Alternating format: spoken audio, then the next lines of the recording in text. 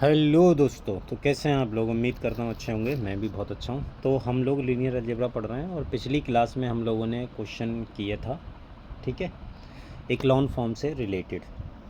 ठीक, चलिए अगले बढ़ते हैं और क्वेश्चन करते हैं। जैसे क्वेश्चन ये है कि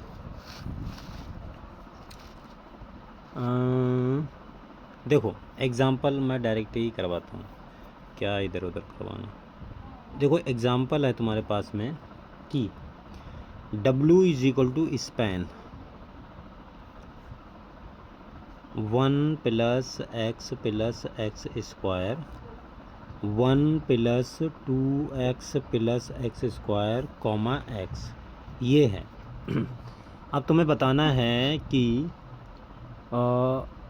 मतलब इसकी डायमेंशन बतानी है। सीधी सी बात है, डायमेंशन ऑफ W। तो कुछ नहीं करना, देखो मैट्रिक्स बनाओ। सीधी सी बात है, मैट्रिक्स बनाओ, आनंद पाओ। ठीक है। अच्छा देखो मैट्रिक्स कैसे बनेगी। देखो जैसे यहाँ पर देखो, जैसे अगर आपके पास में इस टाइप का पॉलिनोमियल आ जाए, ठीक है, पॉलिनोमियल आ जाए अप टू डिग्री 2 का है, तो इस अगर मैं इसके स्टैंडर्ड बेसिस की बात करूँगा तो क्या होंगे, 1x और x² होंगे स्टैंडर्ड बेसिस। ठीक है। अगर मैं यहाँ पर इसकी बात करूँ तो जो ये है इसके मुझे इससे मैट्रिक्स बनानी है, तो क्या करूँगा, ये पहला देखो। अब यहाँ से जो आपको मैट्रिक्स में लिखना है, तो इसके कॉफिशिएंट 1, x का कॉफिशिएंट 1 और x² का कॉफिशिएंट 1, ये वेक्टर निकल के आया। और यहाँ से जो वेक्टर निकल के आएगा वो आएगा 1 2 1। और यहाँ से क्या आएगा, यहाँ से ये आएगा 1 0 0, ये वेक्टर आएगा। अब इसको तुम एक मैट्रिक्स में रख दो। मैट्रिक्स में रखना कैसे है, मैट्रिक्स में आपको जो वेक्टर है ना, इसको पूरे रो में रख दो। 1 1 1 और ये आएगा 1 2 1 और 1 0 0। ठीक है। यहाँ से अब ये आ गया, ये तुम्हारे पास मैट्रिक्स आ गई।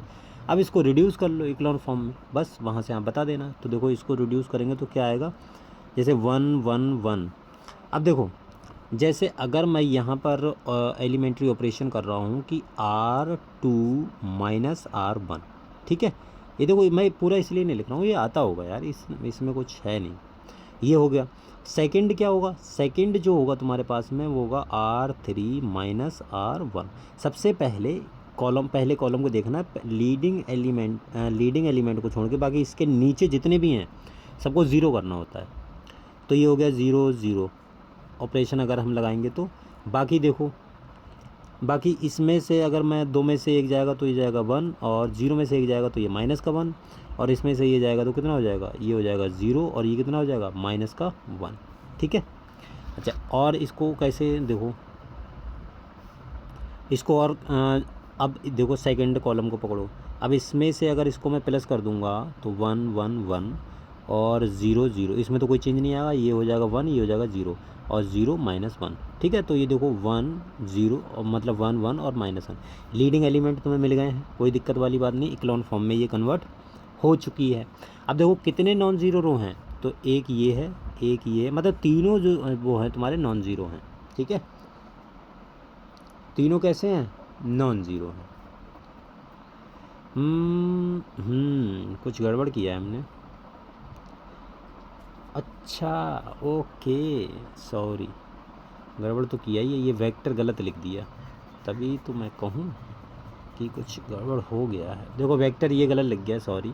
यहाँ पर जो कांस्टेंट पार्ट है वो है 0, मैंने 1 लिख दिया था, 1 और 0 इस तरीके से होगा। ठीक है, ये आएगा। तो यहाँ पर ये तुम्हारे पास में जो आएगा वो इस तरीके से आएगा 0 1 0। कोई बात नहीं, अब इसको अब वो कर लो।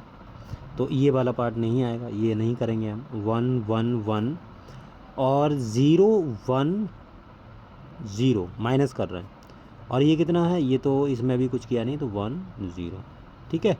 अब देखो ये तुम्हारा हो गया 1 1 1 0 1 0। अब इसको इसमें से माइनस कर दो तो 0 0 0। ठीक है, अब सही है, सॉरी। ये देखो अब नॉन ज़ीरो रो ये है और एक नॉन ज़ीरो रो ये है, तो डायमेंशन ऑफ W कितनी हो जाएगी, 2। ठीक है। दो लीनियरली इंडिपेंडेंट वेक्टर्स होंगे, कौन कौन से होंगे, अभी हमने कुछ चेंज तो किया नहीं है भाई, हम ऊपर और नीचे तो ले नहीं गए। तो यहाँ पर जो पहला और दूसरा रो है वो नॉन ज़ीरो है। इसका मतलब ये वेक्टर और ये वेक्टर कैसे होंगे, लीनियरली इंडिपेंडेंट वेक्टर्स होंगे। ठीक है, बाकी ये वेक्टर तुम्हारा होगा ये डिपेंडेंट होगा इन पर। ठीक, चलिए अगले बढ़ जाते हैं अगले। अच्छा, एक क्वेश्चन और है, देखो क्वेश्चन ये है, ये देखो गेट का क्वेश्चन है। तो क्वेश्चन ये है कि हमारे पास में V वेक्टर स्पेस दिया है, मैं पूरा सवाल नहीं लिख रहा हूँ, V मैं बोल दे रहा हूँ, आप लिख लीजिए। V is the vector space of real polynomial consider the sub space W spanned by, मतलब W है वो इससे स्पैन हो रहा है, स्पैन्ड बाय दिस, किससे, T square plus T plus 2, ठीक है, और टी स्क्वायर प्लस 2t और प्लस 5 और 5t square plus 3t plus 4 comma 2t square plus 2t plus 5। ठीक है, द डायमेंशन ऑफ W, हमसे W की डायमेंशन पूछी है। सिंपल है, गेट का क्वेश्चन है, कुछ है नहीं इसमें। तो देखो इसको आप आराम से सॉल्व कर सकते हैं ईजिली। मैं डायरेक्ट मैट्रिक्स बना के लिख दूँ, बोलो, मैट्रिक्स बना के डायरेक्ट लिख रहा हूँ। तो देखो ये इससे जो कोफिशिएंट मिलेगा तो कांस्टेंट पार्ट कितना है, 2, और अप टू 2 डिग्री का पॉलिनोमियल है। कितने डिग्री का, 2 डिग्री का पॉलिनोमियल। तो बेसिस कैसे होंगे, स्टैंडर्ड 1t और t स्क्वायर, ये बेसिस होंगे स्टैंडर्ड बेसिस। ठीक है, तो ये आ गया 2 1 1 और 5 5 हो गया और 2 हो गया 1 हो गया। ठीक है, t स्क्वायर, सही बात है, मैं पहले कांस्टेंट पार्ट लिख रहा हूँ उसके बाद में लिख रहा हूँ। ठीक है अच्छा, ओके, ठीक है। अब यहाँ पर 4 है, यहाँ पर 3 है, ये कितना है, 5 है, और 5 2 2, ये मैट्रिक्स आई है तुम्हारे पास में।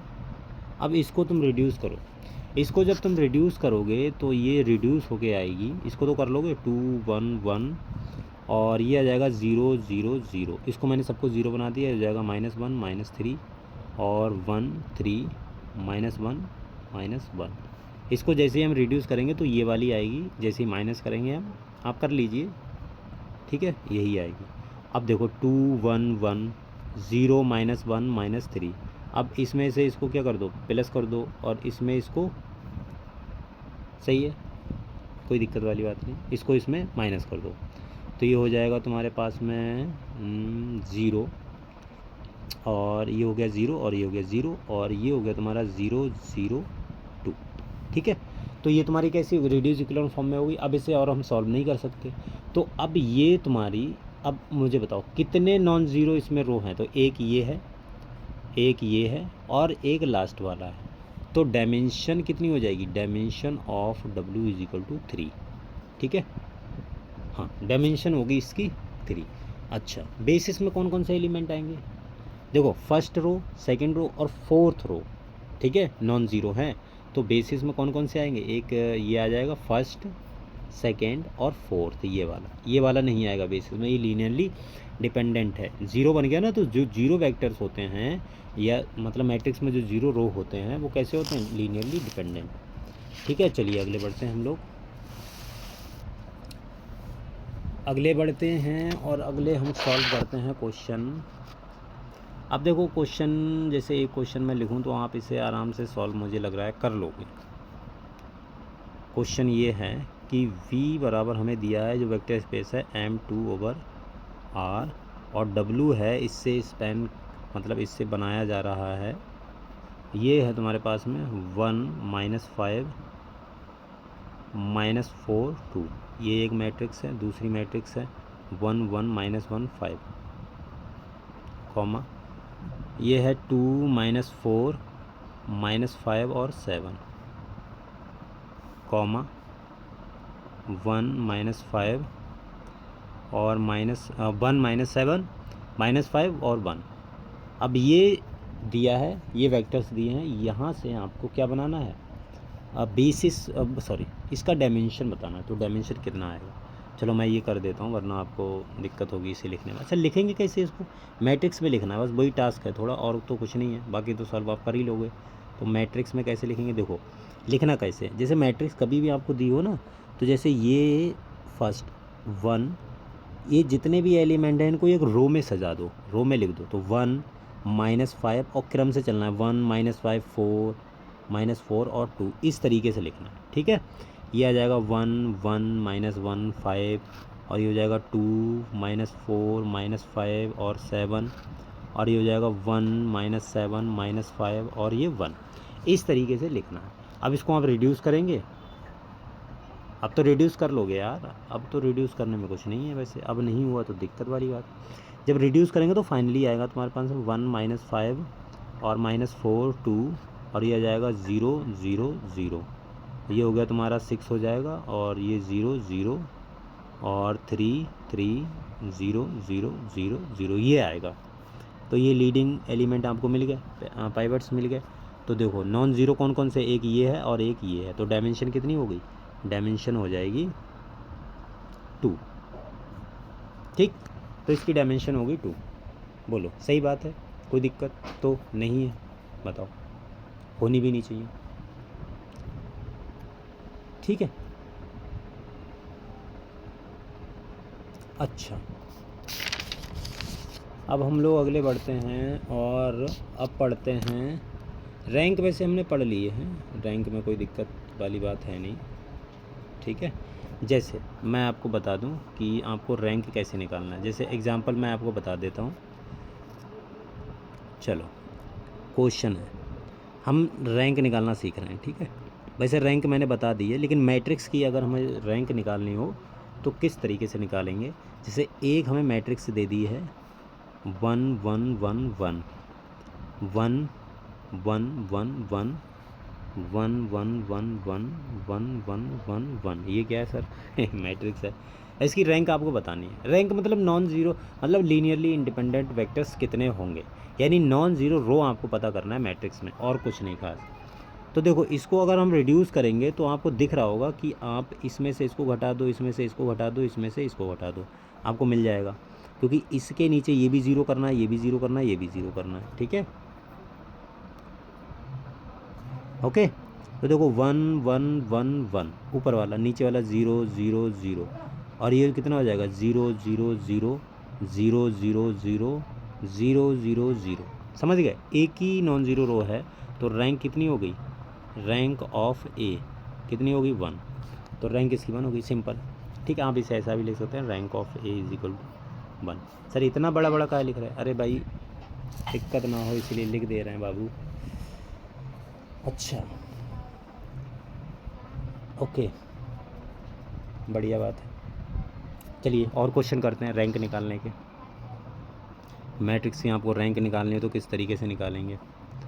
एक क्वेश्चन और आपके सामने आपकी स्क्रीन पर, जैसे एक हमें मैट्रिक्स दे दी है दिस 1 2 0 -1 2 6 -3 -3 और 3 10 -6 -5, ठीक है। ये दिया है हमें, इसकी हमसे रैंक पूछी है, रैंक ऑफ ए कितनी आएगी बताओ।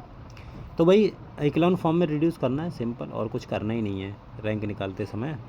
तो और इक्लोन फॉर्म में तो ये 1 2 0 -1, ठीक है। अब आपको क्या करना है, देखो मैं बता देता हूँ, कहीं आप ऐसा ना सोचना यार कि सर हवाबाजी में करते चले जा रहे हैं, हमें क्या समझ में आ रहा है। देखो R2 है ना,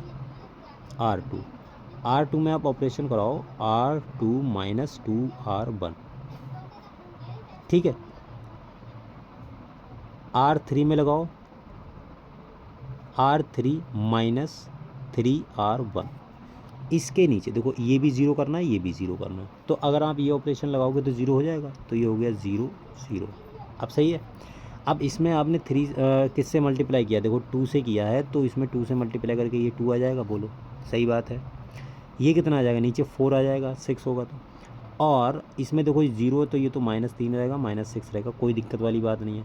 इसमें देखो यहाँ पर 1 है, अगर आप इसमें 2 से मल्टीप्लाई करके इसमें माइनस करेंगे तो माइनस का 1 आएगा, सही बात है।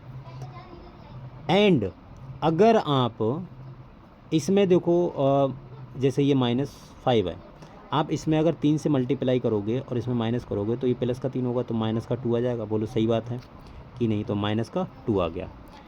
अब आपकी आंखों में चमक आ जानी चाहिए। क्या चमक आई सर? अभी तो कुछ चमक नहीं आई। देखो अभी आएगी। देखो चमक ये आनी चाहिए कि भाई अगर मैं, देखो इसमें से अगर मैं ऊपर वाले में यहाँ पर जो ऑपरेशन कर रहा हूँ वो ये है कि R3 का जो ऑपरेशन है वो R3 माइनस 2R2। तो देखो ये वाला 0 हो जाएगा, तो 1 2 0 माइनस 1, और ये 0 2 माइनस 3 माइनस 1, तो ये 0 0 0 0। सही बात है। तो ये देखो तुम्हारे पास में ये तुम्हारा कैसा हो गया? नॉन ज़ीरो रो हो गया। ये कैसा हो गया? 0 हो गया। तो डायमेंशन की अगर मैं बात करूँ, सॉरी मुझे डायमेंशन थोड़ी निकालनी, यहाँ पर रैंक निकालनी, तो रैंक ऑफ ए कितनी आ जाएगी? 2 आ जाएगी। ठीक है, क्योंकि 2 वेक्टर लीनियरली इंडिपेंडेंट है, तो रैंक कितनी होगी? रैंक 2 होगी। सिंपल सी बात है, कुछ करना ही नहीं है। बहुत सिंपल है यार, ये तो बहुत ही सिंपल है। अच्छा देखो कुछ नोट हैं, मैं आपको लिखवा रहा हूँ, इन्हें आप बहुत अच्छे से ध्यान रखना, और नोट लिखवाने के बाद में हम क्लास एंड करेंगे, डोंट वरी। उसके बाद में कल पढ़ेंगे। ये क्या लिख दिया सर? अरे इतना बुरा मत लिखा करो। अरे यार लिख जाता है, क्या करें बताओ।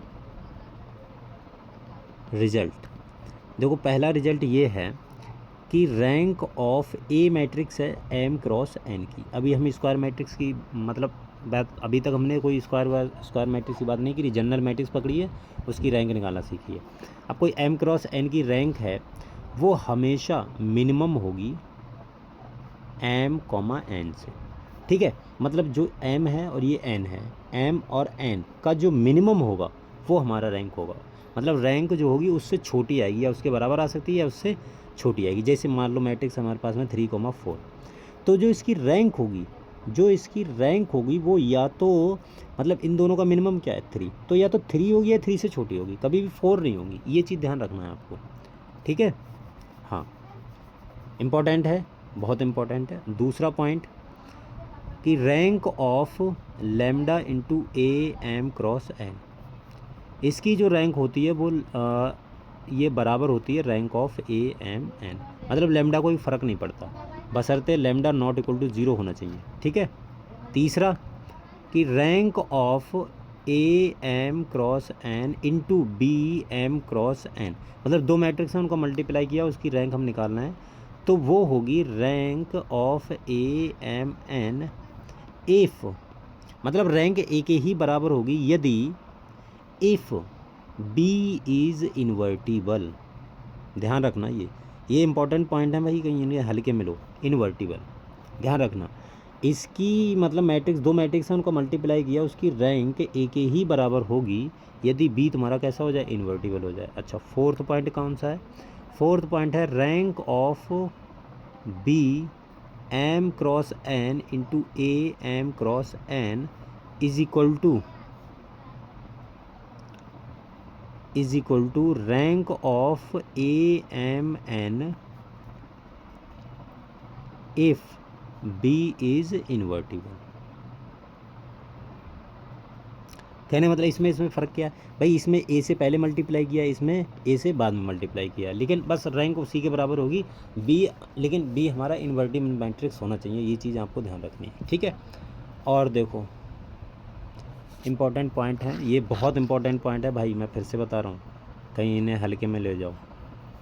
देखो फिफ्थ पॉइंट है, फिफ्थ पॉइंट ये है कि rank of B M cross N into A M cross N into C N cross N.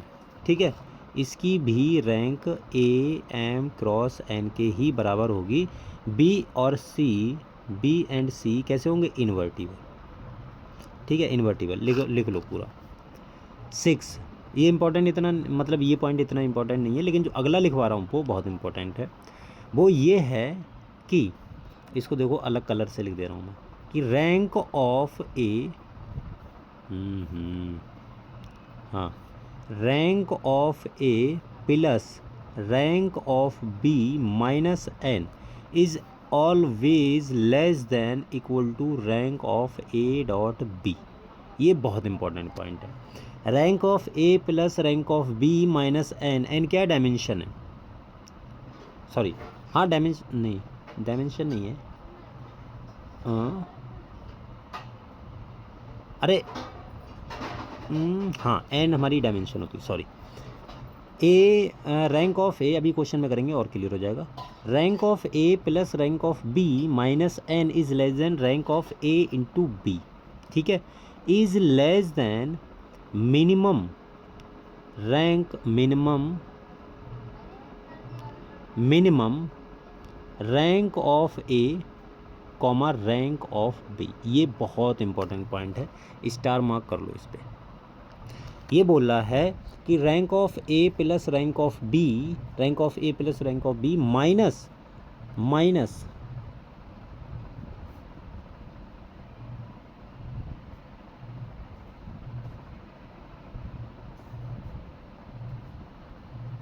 हाँ अब सही है, गंदा लग रहा था।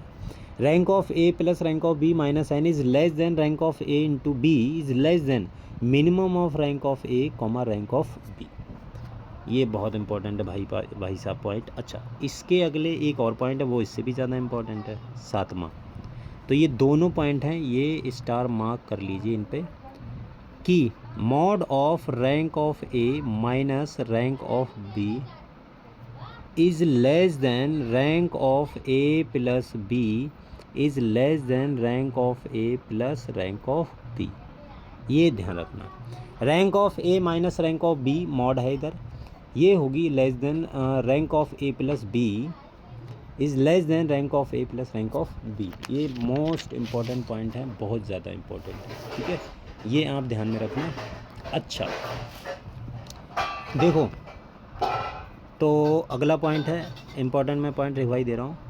8वां पॉइंट ये है कि अगर ए हमारे पास में कोई मैट्रिक्स है जो हमारी एम क्रॉस एन से जा रही है और फील्ड है तुम्हारी कॉम्प्लेक्स नंबर, ठीक है।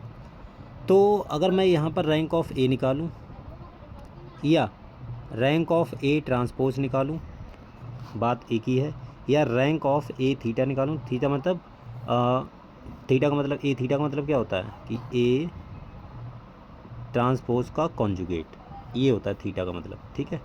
तो इसे आप ध्यान में रखना। अच्छा, या रैंक ऑफ ए मतलब कॉन्जुगेट, ठीक है, अभी मैंने कॉम्प्लीमेंट बोल दिया था, नहीं कॉन्जुगेट होता है, ठीक है, कॉन्जुगेट, समझ गए ना। तो रैंक आप इसकी निकालो, चाहे इसकी निकालो, चाहे इसकी निकालो, चाहे इसकी, बात एक ही है, तीनों बराबर होती हैं। 9th पॉइंट ये है कि आप अगर मान लो कोई मैट्रिक्स है ए और मान लो एम क्रॉस एन से आ रही है और फील्ड कैसी है, रियल नंबर, वहाँ पर फील्ड कैसी थी, कॉम्प्लेक्स नंबर, तो आप रैंक चाहे ए की निकालो चाहे रैंक ए ट्रांसपोज की निकालो, बात एक ही है। या आप rank of A into A transpose निकालो या आप rank of A transpose into A निकालो, बात एक ही है, ठीक है, ध्यान रखना। लेकिन अगर यही पॉइंट अगर मैं बात करूं, ये 10th पॉइंट है, लास्ट पॉइंट है, डोंट वरी बहुत ज़्यादा हो गया सर, इतना ज़्यादा करना था। चलो देखो, A belongs to M cross N है और फील्ड है कॉम्प्लेक्स नंबर, ठीक है। अगर फील्ड कॉम्प्लेक्स नंबर है तो आप सोचो कि rank of A into A transpose, ये rank of A transpose into A के बराबर होगी, नहीं, रियल में ये होगी लेकिन कॉम्प्लेक्स फील्ड होगा तब नहीं होगी, ठीक है। 1 लास्ट, एक बस एक, उसके बाद ख़त्म। अगर ए सिमिलर टू बी, ए और बी दो सिमिलर मैट्रिक्स हैं, सिमिलर मैट्रिक्स जानते हो ना, सिमिलर मैट्रिक्स क्या होती हैं पता है ना, सिमिलर मैट्रिक्स नहीं पता तो मैं बता देता हूँ। अगर ए और बी दो सिमिलर मैट्रिक्स होंगी then there exist a P, एक इन्वर्टिबल मैट्रिक्स ऐसी एग्जिस्ट करेगी जो इस कंडीशन को सेटिस्फाई करेगी, पी। अगर इस कंडीशन को मतलब ए और बी दो अगर सिमिलर हैं तो एक पी इन्वर्टिबल मैट्रिक्स होगी जो एग्जिस्ट करेगी जो इस कंडीशन को सेटिस्फाई करेगी, तब ए और बी कैसी होंगी, सिमिलर मैट्रिक्स होंगी। अगर दो सिमिलर मैट्रिक्स हैं तो उनकी रैंक आपस में हमेशा बराबर होगी, ठीक है। ये देखो 10 इंपॉर्टेंट पॉइंट थे और बहुत इंपॉर्टेंट पॉइंट थे 11 इंपॉर्टेंट पॉइंट थे। इसके बाद में हम क्वेश्चन करेंगे और अब क्वेश्चन ही क्वेश्चन है, धड़ाधड़ क्वेश्चन है, बिंदास वाले क्वेश्चन है, बहुत ज़्यादा क्वेश्चन है, ठीक है। तो आप यहाँ तक इसको कर लीजिए कंप्लीट, बाकी हम लोग क्वेश्चन करेंगे वो अगले में मैं आपको बताऊँगा। यहाँ तक रखते हैं, बाकी हम लोग करते हैं कल। ठीक है, तो आज के लिए बाय बाय, टेक केयर, ध्यान रखिए अपना।